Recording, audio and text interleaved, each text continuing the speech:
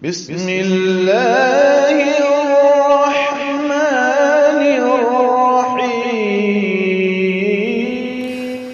أعوذ بالله من الشيطان الرجيم. بسم الله الرحمن الرحيم.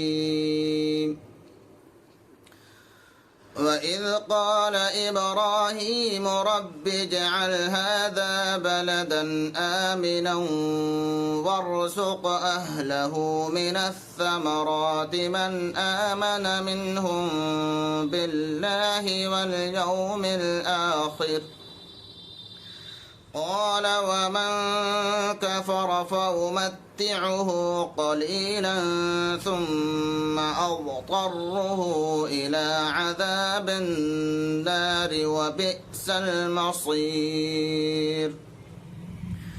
وإذ يرفع إبراهيم القواعد من البيت وإسماعيل ربنا تقبل منا إنك أنت السميع العليم.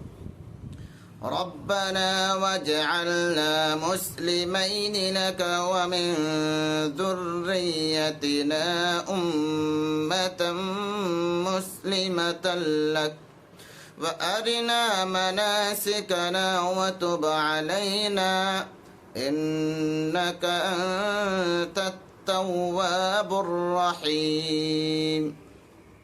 ربنا وابعث فيهم رسولا منهم يتلو عليهم آياتك